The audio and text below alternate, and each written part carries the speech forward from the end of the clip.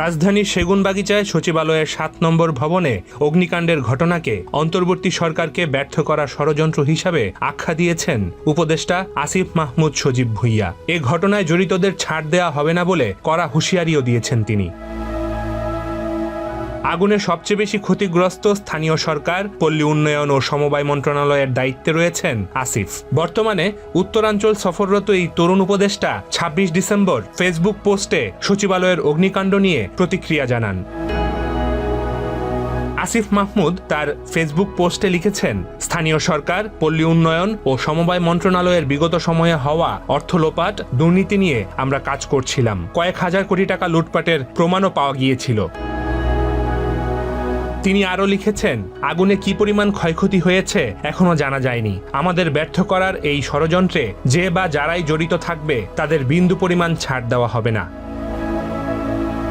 এর আগে রাত ১টা ৫২ সচিবালয়ের ওই ভবনে আগুন লাগার সংবাদ পায় ফায়ার সার্ভিস। এর মিনিট ২-১ পরই ফায়ার সার্ভিসের একটি ইউনিট সেখানে পৌঁছে আগুন নিয়ন্ত্রণের কাজ শুরু করে। আগুনের তীব্রতা বেড়ে যাওয়ায় পর্যায়ক্রমে ফায়ার সার্ভিসের ২০টি ইউনিট আগুন নিয়ন্ত্রণের কাজে যোগ দেয়। ফায়ার সার্ভিসের ৬ ঘন্টার চেষ্টায় সকাল ৮টা ৫ নিয়ন্ত্রণে আসে আগুন। এদিকে সচিবালয়ে আগুন নেভানোর সময় ট্রাক চাপায় আহত হওয়া ফায়ার সার্ভিসের কর্মী মোহাম্মদ সোহানুজ্জামান নয়নের মৃত্যু হয়েছে। তিনি তেজগাঁও ফায়ার সার্ভিস টিমের স্পেশাল ব্রাঞ্চের সদস্য ছিলেন। ডেস্ক রিপোর্ট, দি ফিনান্সিয়াল এক্সপ্রেস।